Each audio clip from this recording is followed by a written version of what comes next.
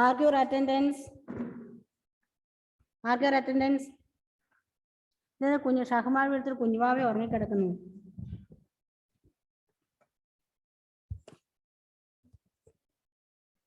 Okay. Okay, thank you.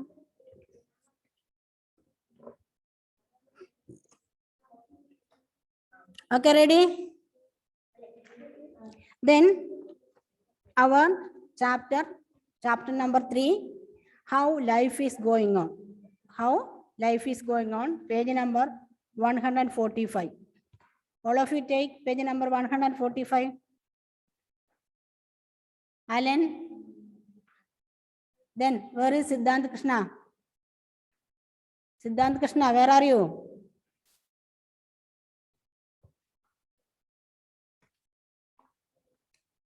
Okay. Benita, video on cheyde. Asal, turn on your video. Okay. Nida. Okay, late comers, mark your attendance. Okay, Alan Matthew, why you raise the hand? Unmute the Alan Matthew. Unmute yourself. Miss, ഞാൻ video of ആക്കിയത് അത് present ഇടാൻ chat ബോക്സിൽ പോയപ്പോ video of ആക്കിയതാ. Miss present ഇടാൻ chat ബോക്സിൽ പോയപ്പോ video of ആക്കിയതാ. Switch off എന്നാണോ കണ്ടേ? ഇപ്പൊ ഒന്ന് ചെയ്ത് നോക്കിക്കേ. അല്ല മിസ് പ്രസന്റ് ഇടാനില്ലേ ചാറ്റ് ബോക്സിൽ പോയപ്പോ വീഡിയോ ഓഫ് ആക്കിയതാണെന്ന്. I can't hear you properly. മോനെ മോൻ പറയുന്ന മിസ്സിന് മനസ്സിലാവുന്നില്ല. അൺമ്യൂട്ട് ചെയ്തേ.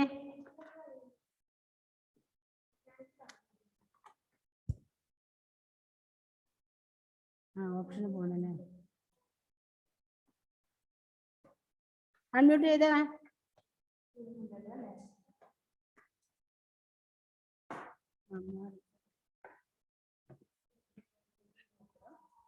Yes, Rilu, what's your problem? Miss, page number 145 maths ആണ്.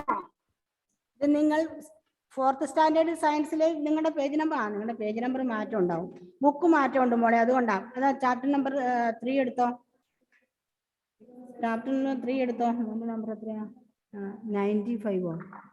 195 ആണ്. ഓക്കെ, 190. മിസ്സിനകത്ത് 145 ആണ്. ബുക്ക് മാറ്റം ഉണ്ട്, അതുകൊണ്ടാണ്.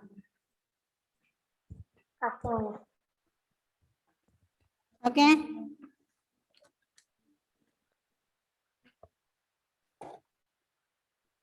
okay, all of you listen. Some animals lay eggs. Next portion is some animals lay eggs.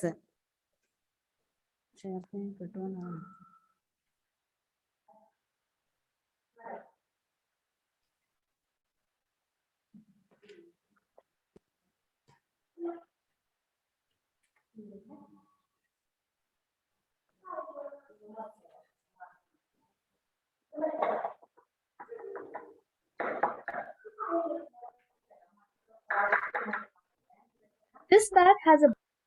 Can you hear now? കേൾക്കാൻ പറ്റുന്നുണ്ടോ? കേൾക്കാൻ പറ്റുന്നുണ്ടോ?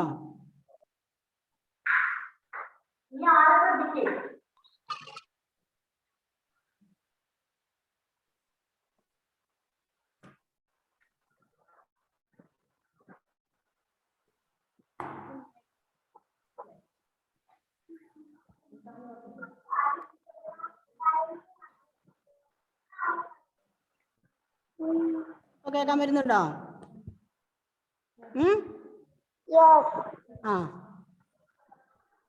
Rilu, can you hear? Show me your thumb, Rilu. Yes. Okay.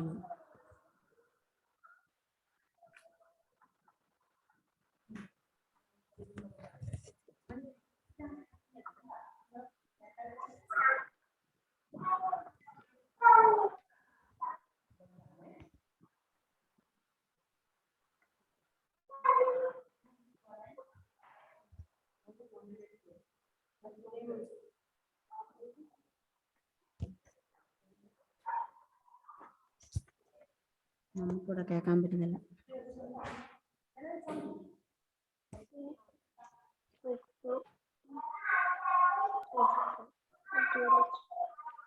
Okay, continue.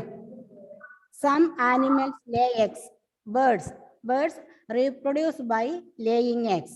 Most birds build nest by to lay eggs. They sit on the eggs to keep them warm. After some time, the egg hatch and baby birds come out. Okay, നമ്മുടെ വീട്ടിലൊക്കെ നമ്മൾ കോഴീനെ കണ്ടിട്ടുണ്ടോ? അമ്മമാര് കോഴിയെ അട വെച്ചിട്ട് വിരിക്കുന്നത്. എത്ര ദിവസം വേണ്ടി വരും?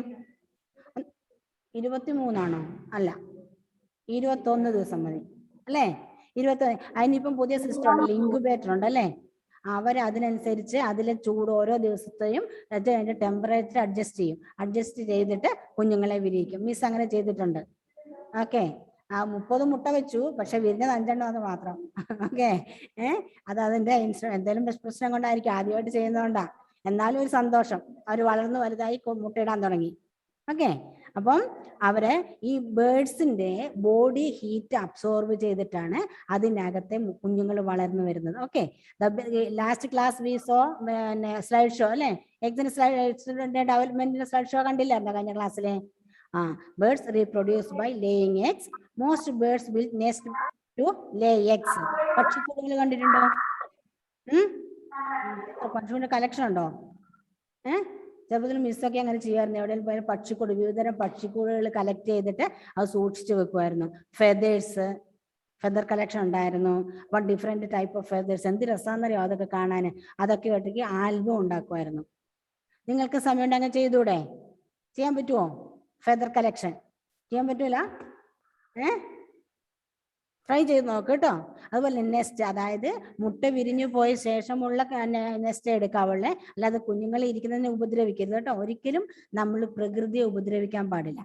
ഓക്കെ, അവരുടെ കുഞ്ഞുങ്ങളെ വിരിഞ്ഞു പോയ ശേഷം അതിനെ നെസ്റ്റ് എടുത്തിട്ട് നമുക്ക് അടിക്കണം. ഇതുപോലെ ജോയൽ എൻ്റെ അടുത്ത് ഇരിപ്പുണ്ട് കേട്ടോ. ജോയൽ എൻ്റെ അടുത്തിരുന്ന് ക്ലാസ് എഴുതുന്നുണ്ട്. ഹായ് പറഞ്ഞ ഫ്രണ്ട്സിനോട്. ഉണ്ടോ? Okay, the eggs of all birds have a similar internal structure. The eggs of all birds have a similar internal structure. അല്ലേ? ലാസ്റ്റ് ക്ലാസ്സിലെ എഗിന്റെ ഇന്റേണൽ ഷെല്ലിൽ നമ്മൾ ചിത്രം കണ്ടില്ലേ അല്ലേ? ഷെൽസിന്റെ. Each egg has a hard protective outer shell. Each egg has a hard protective outer shell. ഒരു പുറമേ cover ഉണ്ടാവും. Within the shell is the egg white called albumin. What is that? Albumin. White കളറാണ് കേട്ടോ. Yellow colour yolk ആണ്. Yellow colour substance that is yolk, but white colour substance is albumin. Okay, the food for the baby chick. Okay, ചിക്കിന് വേണ്ടിയുള്ള അല്ലെങ്കിൽ പക്ഷിക്കുഞ്ഞിന് വേണ്ടിയുള്ള ഭക്ഷണമാണ് albumin എന്ന് പറയുന്നത്. Then the eggs of all birds have similar internal structure. പുറമേ നോക്കുമ്പോൾ അതിന്റെ ഓരോന്നും മാറി ആണെങ്കിലും അല്ലെ, നമുക്ക് മുട്ട കണ്ട ഐഡന്റിഫൈ എഗ്സ് അല്ലേ? അവരുടെ ഷേപ്പും നിറവും സൈസും ഒക്കെ നോക്കിയിട്ട് നമുക്ക് അവരുടെ ഏത് പക്ഷിയുടെ മുട്ടയാണ് പരിചയം കൊണ്ട് മനസ്സിലാക്കാൻ പറ്റും. ആദ്യം കാണുമ്പോൾ എല്ലാം ഒരുപോലെ ഇരിക്കും അല്ലേ? താറാവിന്റെയും കോഴിയുടെയും. എന്താ, താറാവും കോഴി ഫെമിലർ ആയ ബേർഡ്സ് ആണ് നമുക്ക്. അതിന്റെ എന്താണ് ഡിഫറൻസ്? എന്താണ് ആലനെ? ഓക്കെ, ഓക്കെ, മണ്ണിന് കളർന്നൊക്കെ പറയാം അല്ലേ? അവൻ പറയുന്നത് താറാവിന്റെ വൈറ്റ് കളറാണ്, പിന്നെ നമ്മുടെ കോഴിയുടേത് ഓറഞ്ച് മണ്ണിന്റെ കളറാന്നൊക്കെ അല്ലേ? പിന്നെ സൈസ് നോക്കിക്കേ, അവരുടെ സൈസ് എങ്ങനെയുണ്ട്? സൈസ് ബിഗ് സൈസാണ് താറാവിന്റെ അല്ലേ? താറാവിന് നല്ല വലിപ്പമുള്ള മുട്ടയാണ്, കോഴിയുടേത് അത്രയും വലിപ്പം വരത്തില്ല. അതുപോലെ ബിഗ്ഗസ്റ്റ് എഗ് ഏതാണ്? ബിഗ്ഗസ്റ്റ് ഓസ്ട്രിച്ചിന്റെ എത്ര വലിപ്പം ഉണ്ടാകും? മിസ് ചിത്രത്തിൽ കണ്ടിട്ടേ ഉള്ളൂ. വലിയ എഗ്ഗാണ്, നമ്മൾ 2 കൈ കൊണ്ട് എടുത്ത് പിടിക്കണമെന്ന്. അത്രമാത്രം വലിയ എഗ്ഗാണ് ഓസ്ട്രിച്ചിൻ്റെ. അതിനെ കുറിച്ച് കഥ പറഞ്ഞു കേട്ടിട്ടുണ്ട് മിസ്. എന്നാ പറയണോ? നമ്മുടെ ഈ ഓസ്ട്രിച്ചിന്റെ എഗ്ഗ് കട്ട് ചെയ്യാൻ വേണ്ടി സിംഹവും നമ്മുടെ മൃഗങ്ങളൊക്കെ കുറെ പരിശ്രമിച്ച് നോക്കി എങ്ങനെയെങ്കിലും ഇത് പൊട്ടിക്കണം എന്ന്. ഒരു രക്ഷയില്ല. പക്ഷെ അവസാനം എന്ത് ചെയ്യുന്ന അറിയണോ?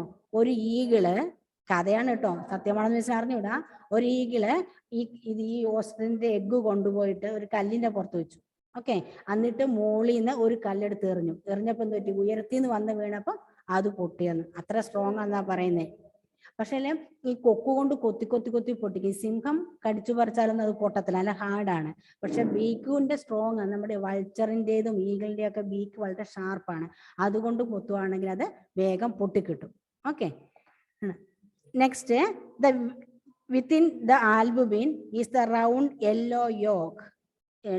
Last class I told you there is a balancer inside the yolk. Okay, balancer ഉണ്ടെന്ന് പറഞ്ഞു. ബാലൻസറിന്റെ പ്രത്യേകത എന്താണെന്ന് പറഞ്ഞേ? ബാലൻസറിന്റെ പ്രത്യേകത എന്താ പറഞ്ഞേ? അതിൻ്റെ അകത്ത് ചെറിയൊരു എംബ്രിയോ, മിസ് പറഞ്ഞ പോലെ നിങ്ങൾ ആരും ചെയ്തോ? പുഴുങ്ങിയ മുട്ട എടുത്ത് പൊട്ടിച്ചു നോക്കിയായിരുന്നോ? എത്ര ഇതുണ്ടോ? ആരെന്താ ചെയ്തില്ല എന്ന് മിസ് പറഞ്ഞായിരുന്നു. അപ്പൊ മുട്ട പുഴുങ്ങി കഴിയുമ്പോൾ അതെടുത്ത് പൊട്ടിച്ചു നോക്കണം. അപ്പൊ അതിന്റെ യെല്ലോ കളറിന്റെ ഉള്ളിൽ ചെറിയൊരു ബോൾ പോലെ ഒരു വൈറ്റ് സബ്സ്റ്റൻസ് കാണാം. അതാണ് എംബ്രിയോ. That is embryo. ഈ എംബ്രിയോ ഡെവലപ്പ് ചെയ്തിട്ടാണ് ചിക്സ് ഉണ്ടാവുന്നത്. ഓക്കെ, അപ്പം ഈ അമ്മക്കോഴിയുടെ ചൂട് അല്ലെങ്കിൽ മദർ ബേർഡിന്റെ ചൂട് അതിന്റെ ശരീരത്ത് കൊണ്ടുപോകുമ്പോൾ മുതൽ അതിന് ജീവൻ വെക്കാണ്. അതുവരെ അതൊരു സ്ലീപ്പിംഗ് മോഡിലായിരിക്കും ഉണ്ടാവുക. ഓക്കെ, ആവശ്യത്തിന് ഹീറ്റ് കിട്ടിക്കഴിയുമ്പോൾ അത് ആക്റ്റീവായിട്ട് വർക്ക് ചെയ്യാൻ തുടങ്ങും. റെഡി? ആക്റ്റീവായി വർക്ക് ചെയ്യുമ്പോൾ അതിങ്ങനെ വളർന്നു. അപ്പൊ അതിന് വേണ്ടിയുള്ള ഭക്ഷണമാണ് ആ വൈറ്റ് കളറും യെല്ലോ കളറും സബ്സ്റ്റൻസ്. ഇതിന് വേണ്ടിയുള്ള ഭക്ഷണമാണ്. ആ എംബ്രിയോ ഇങ്ങനെ വളർന്ന് വളർന്ന് വളർന്ന് വലുതായി വരും. അപ്പോൾ അതിനാണ് ഈ what is the main duty of balancer? Keep the embryo upper side. Okay, ഇപ്പൊ ഏത് പൊസിഷനിൽ നമ്മൾ മുട്ട കൊണ്ട വെച്ചാല് അതിന്റെ എംബ്രിയോനെ മുട്ടയുടെ മുകൾ ഭാഗത്തായി കീപ്പ് ചെയ്യുകയാണ് ബാലൻസറിന്റെ ഡ്യൂട്ടി. എന്റെ പേര് തന്നെ അതാണ് അല്ലെ, ബാലൻസർ. ഓക്കെ, അങ്ങനെ അതിന് എഗ്ഗിനെ സേഫ് ആയിരുന്നു. ഓക്കെ, എത്ര വിദഗ്ധമായിട്ടാണ് അല്ലെ ഇത് സൃഷ്ടിച്ച ആൾ അതിനെ ചെയ്തു വെച്ചിരിക്കുന്നത്. എത്ര കരുതലാണല്ലേ. അമ്മക്കോഴിക്ക് അതിന്റെ എടുത്തുകൊണ്ട് പോയിട്ട് മുട്ട കൊണ്ട് എപ്പോഴും അതിന്റെ എംബ്രിയോ മുകളിലായ രീതിയിൽ വെക്കാൻ പറ്റുമോ? ഇല്ല അല്ലെ. അപ്പൊ അത് എങ്ങനെ വെച്ചാലും എങ്ങനെ ഇട്ട് ഉരുട്ടിയാലും അതിന്റെ എംബ്രിയോ മുകളിൽ വന്ന് സേഫ് ആയിരിക്കും. നെക്സ്റ്റ്, ഡിഫറെന്റ് സ്റ്റേജസ് ഓഫ് ചിക്ക്. കഴിഞ്ഞ ക്ലാസ്സിൽ കാണിച്ചത് കൊണ്ടാണ് മിസ് പ്രാവശ്യം ചിത്രം എടുക്കാറുള്ളത് കേട്ടോ. നമ്മൾ കണ്ടതല്ലേ എക്സിന്റെ. The chick is formed and grow inside the yolk. A growing baby is called an embryo. What is embryo? What's embryo? Growing baby. The chick embryo uses the yolk as it is food. The embryo develops only if the egg is kept warm. ഉണ്ടോ? പ്രോപ്പറായ രീതിയിൽ warm ആവാത്ത eggs ഒരിക്കലും കുഞ്ഞായിട്ട് വളരില്ലാതെ പിന്നെ ചീഞ്ഞു പോകും. നമ്മൾ കേടായി പോയെന്ന് പറയും. അതിനാണ് ആരാണ്? Angel rose, why are you raising your hand? Unmute ചെയ്തേ മോളെ. ഓപ്ഷൻ പോകുന്നില്ലേ? ക്ലാസ് ഇടയ്ക്ക് വെച്ച് കട്ടേ പോയപ്പോ അപ്പം മിസ് ഇവിടെ അടുത്തേന്ന് കിട്ടിയില്ല. എന്താ മോളെ? ക്ലാസ് ഇടയ്ക്ക് കട്ടായി പോയി. ക്ലാസ് ക്ലാസ് കട്ടായി പോയി. അതിന് ലാസ്റ്റ് കയറുമ്പോ അറ്റൻഡൻസ് മാർക്ക് ചെയ്തിട്ടുണ്ടോ? യെസ്, അറ്റൻഡൻസ് മാർക്ക് ചെയ്തിട്ടുണ്ടായിരുന്നു ഫസ്റ്റ് കയറിയപ്പോ. Angel Rose. Okay, miss okay ready. Miss എവിടെ എടുത്തേന്ന് പറഞ്ഞു തരുമോ? Some animals lay eggs.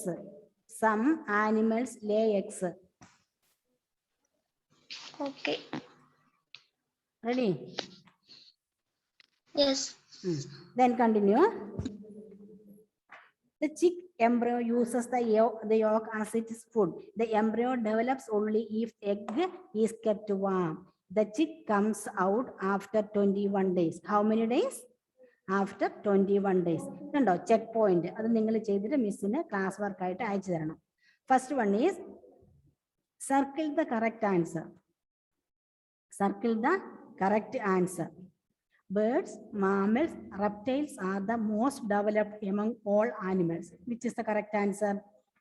Birds, mammals, reptiles. ഇതിൽ ഏതാണ് are the most developed among all animals? ഉത്തരം പറയേണ്ട, ആരും ടിക്ക് ചെയ്താൽ മതി. Yes Muhammad. Okay, unmute. Answer answer പറയണ്ട, നിങ്ങൾ ടിക്ക് ചെയ്താൽ മതി കേട്ടോ. മിസ്സിന് സെൻഡ് ചെയ്ത് തരണം എന്നിട്ട്. Okay, then number 2.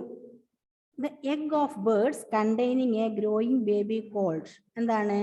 embryo, chick, yolk. The eggs of birds containing a growing baby called embryo, chick, yolk. ഏതാണ്? എംബ്രയോ ആണോ? ഗ്രോയിങ് ബേബി ഇപ്പൊ പറഞ്ഞു വെച്ചതേ ഉള്ളൂ നമ്മള്. Chick and yolk. Okay, next 3. The yellow part in a bird's egg is known as dash. The yellow part in a bird's egg is known as yolk, albumin, shell. Okay, question clear ആയോ? ഇനി other egg laying animals. Other egg laying animals. Nihara അടങ്ങിയിരുന്നേ. What are you doing there? Nihara. Nihara മിസ്സേ phone ഇങ്ങനെ phone വെക്കാൻ സ്ഥലമില്ല. ചോടാ, ഒരു stand എടുത്ത് വെക്കും മോളെ. അതിന് ഇത്രയും വിഷമമുണ്ടോ? കുറെ നാളായില്ലേ നമ്മൾ ഫോണിൽ ക്ലാസ് കൂടാൻ തുടങ്ങിയിട്ട്. കൃത്യമായിട്ട് ഒരു സാധനം ഒരു വെക്കുന്ന സ്റ്റാൻഡ് വാങ്ങ്, അല്ലെ മോള് തന്നെ ഉണ്ടാക്ക്.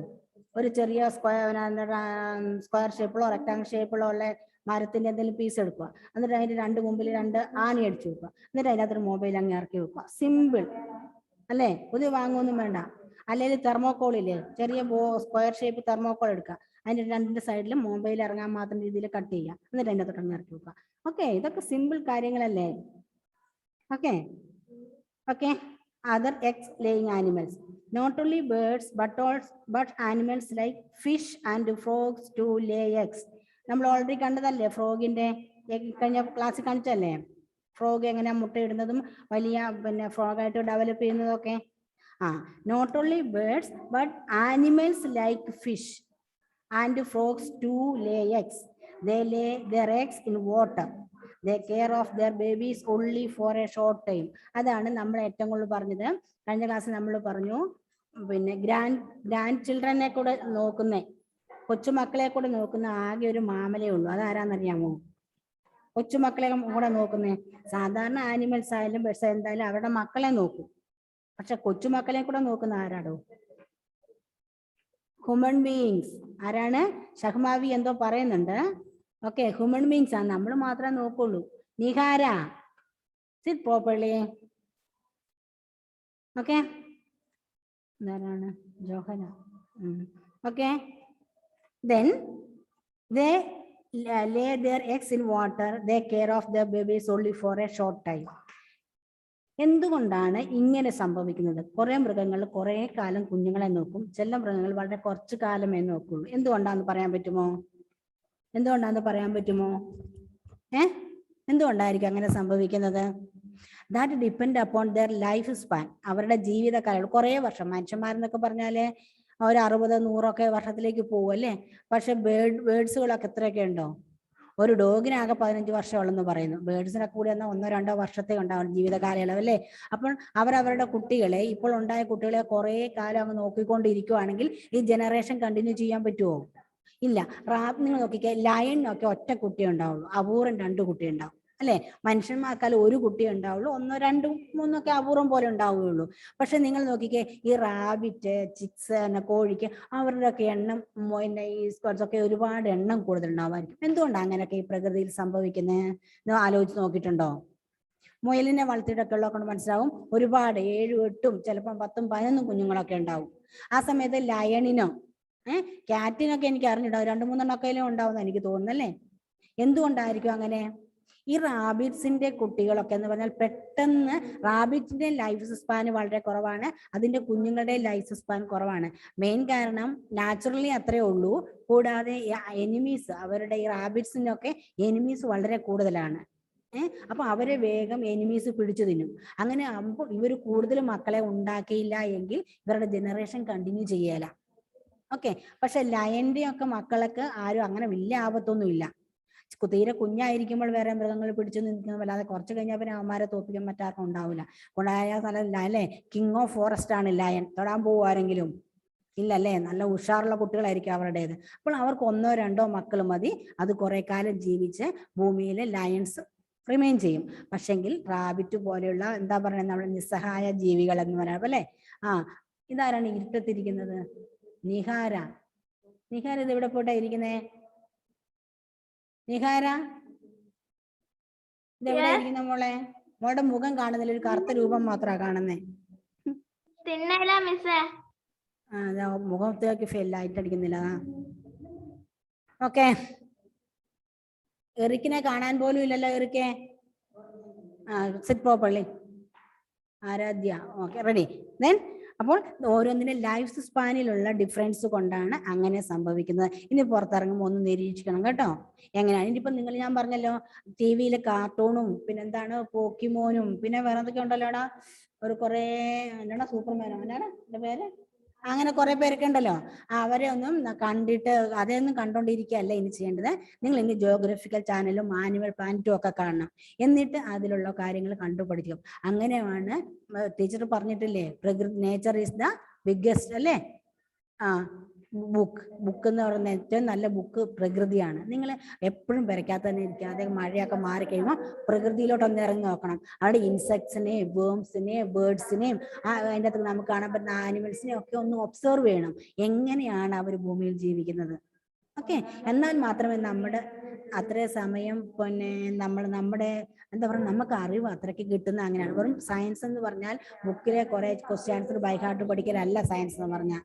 ഓക്കെ, എന്ത് ചെയ്യണം, പ്രകൃതിയെ നിരീക്ഷിക്കണം എപ്പോഴും. എന്നിട്ട് ഓരോരോ കാര്യങ്ങൾ കണ്ടുപിടിക്കണം. ഇപ്പൊ അതിനെക്കുറിച്ച് നിങ്ങൾക്ക് അറിവ് കിട്ടാൻ വേണ്ടി ഒരുപാടല്ലേ പേരൻസിന്റെ ഹെൽപ്പോട് കൂടി ഗൂഗിളിൽ പോയി തപ്പിയാൽ കിട്ടും. നിങ്ങൾ തന്നെ മൊബൈലൊന്നും ഓപ്പറേറ്റ് ചെയ്യണ്ട. ഓക്കെ, എനിക്ക് അത് പഠിക്കാൻ ആ മിസ് പറഞ്ഞു. ധാരാണ് സെൽന എലിസബത്ത് പോയോ, മിസ് പറഞ്ഞു അത് നോക്കണം ഇത് നോക്കണം എന്നും പറഞ്ഞ് മൊബൈൽ എടുത്തിട്ട് ആരും ഇരിക്കണ്ട. പേരൻസിന്റെ അനുവാദത്തോടെ അവർ ഓപ്പൺ ചെയ്ത് തന്നാൽ മാത്രം കാണുക. ഓക്കെ, അതിന്റെ ആവശ്യമില്ല. ജിയോഗ്രഫിക്കൽ ചാനൽ കണ്ടാൽ തന്നെ മതി. നമ്മുടെ പ്രകൃതിയെ കുറിച്ച് ഒരുപാട് അറിവുകൾ കിട്ടും. Okay, so a fish lay thousands of eggs at a time in water. How many? Thousands, ആയിരക്കണക്കിന് മുട്ടയിടുന്നെന്ന്. എന്തുകൊണ്ടാ ഒന്ന് നിങ്ങളൊന്ന് ചിന്തിച്ചു നോക്കിക്കേ അല്ലേ. വലയും കൊണ്ട് പോയിട്ട് ഒരു വല വീശി കഴിയുമ്പം ഈ 1000 എണ്ണം ഒറ്റയ്ക്കാതെ തന്നെ ആ വലക്കുള്ളിൽ കുടുങ്ങി പോകും അല്ലേ. ഒരു 2-3 എണ്ണെങ്കിലും രക്ഷപ്പെട്ടാലല്ലേ അടുത്ത ജനറേഷൻ കണ്ടിന്യൂ ചെയ്യുള്ളൂ അല്ലേ. ആ സമയത്ത് തിമിംഗലത്തിന് ആയിരക്കണക്കിന് കുഞ്ഞുങ്ങളുണ്ടായാലും അവസ്ഥ നിങ്ങൾ ആലോചിച്ച് നോക്കിക്കേ. ബ്ലൂ വെയിലിന് കടൽ നിറഞ്ഞു പോകുന്നതാണ് അലൻ പറയുന്നത് അല്ലേ. ബ്ലൂ വെയിലിന് 1000 കുഞ്ഞുങ്ങളൊക്കെ ഉണ്ടായാല് കടൽ നിറഞ്ഞു പോകുന്നു അല്ലേ. ഓക്കെ, അപ്പം a fish lays thousands of eggs at a time in water. Out of this only a few hundred grow into baby fish. Many eggs and baby fishes are eaten up by big fishes. അപ്പം പ്രകൃതിക്ക് വേറൊരു ഉദ്ദേശം കൂടി ഉണ്ട്. What is that? ഈ എഗ്സും അതുപോലെ baby ഫിഷും ഒക്കെയാണ് മറ്റുള്ള ആ കടലിലുള്ള അല്ലെ ആ വാട്ടറിലുള്ള ഇവയുടെ ഭക്ഷണമായി മാറാനും വേണ്ടിയാണ് ഈ അമ്മ മത്സ്യം മുട്ടയിടുന്നത്. അപ്പോൾ എല്ലാം വിരിഞ്ഞ് കുഞ്ഞുങ്ങളാവത്തില്ല. thousands of eggs ഒരു സമയത്ത് അറ്റ് എ ടൈമിൽ കിട്ടുമെങ്കിലും അതിൽ കുറച്ച് മാത്രം 100s എങ്കിലും രക്ഷപ്പെട്ടാൽ ആ ബാക്കി മുഴുവനും മറ്റുള്ള ഫിഷിന്റെയും ഇതിന്റെയൊക്കെ ഫുഡായിട്ട് കൂടിയാണ് ഇടുന്നത്. A frog's eggs develop into tadpole. What is that? What is that? Tadpole. Tadpole ഞാൻ എന്താ മക്കളെ, നമ്മൾ വെള്ളത്തിലൊക്കെ കാണാനിരിക്കും വാലുള്ള ഫ്രോഗ്. കണ്ടിട്ടുണ്ടോ അതിനെ? വാലുള്ള ഫ്രോഗ്, അതാണ് ടാഡ്പോള്. നമ്മളില്ല അത് ലാൻഡിലേക്ക് കയറി വരുമ്പോഴത്തേക്ക് അതിന്റെ വാലൊക്കെ മുറിഞ്ഞ് പൂർണ്ണ കണ്ടില്ലേ, കഴിഞ്ഞ ദിവസത്തിലെ സ്ലൈഡ് ഷോയിൽ കണ്ടില്ലേ. ഓക്കെ, അപ്പോൾ ദ ടാഡ്പോൾ ആണ്. The frogs eggs develop into tadpole. ആ ചിത്രം നോക്കിക്കേ, ലൈഫ് സൈക്കിൾ ഓഫ് ഫ്രോഗ്. ടാഡ്പോളിനെ കണ്ടോ? ആദ്യം എഗ് ആദ്യം ചെറുതായിരുന്നു, പിന്നീട് വലുതായി പിന്നെ അത് ചെറുതായി വരും അല്ലേ. ചെറുതായി വരും. ഇതാണ് ടാഡ്പോള്. വാൽമാക്രി, മലയാളത്തിൽ അതിനെ വാൽമാക്രി എന്ന് പറയും. കേട്ടിട്ടുണ്ടോ? വാൽമാക്രി. മാക്രി തവളയ്ക്ക് പറയുന്ന വേറൊരു പേരാ. അലൻ മാത്യു എന്തോ പറയുന്നുണ്ട്. എന്താ അലൻ മാത്യു? മിസ്സേ, ഞാൻ വാൽമാക്രി കണ്ടിട്ടുണ്ട്. 1 second.